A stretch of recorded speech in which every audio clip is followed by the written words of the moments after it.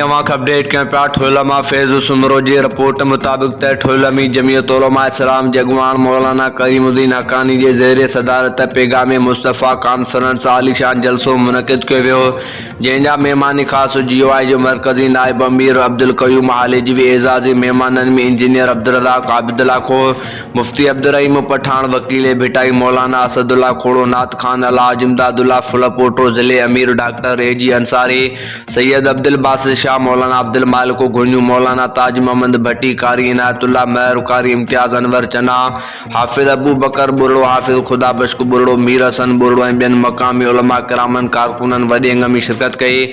जलसे में उलमा किरामन खिताब कंदे चयो त प्यारे पैगंबर फरमायो आहे त आलिम नबियनि जा वारस आहिनि, आलिमनि खे दीन इस्लाम सां गॾु सियासत पिणु विरासत में अंबिया खां मिली आहे। हक़ीक़ी सियासत दीन जो हिसो आहे। तारीख़ जा विर्क खोले ॾिठा वञनि त सहाबा किराम इस्लाम जी तबलीग सां गॾोगॾु हुकूमतूं पिणु संभालियूं हुयूं। पार्लियामेंट भी ख़त्म नबूअत समेत इस्लामी कानून जी चौकीदारी पार्लियामेंट खां ॿाहिरि मस्जिदनि मदरसनि जी चौकीदारी कई आहे।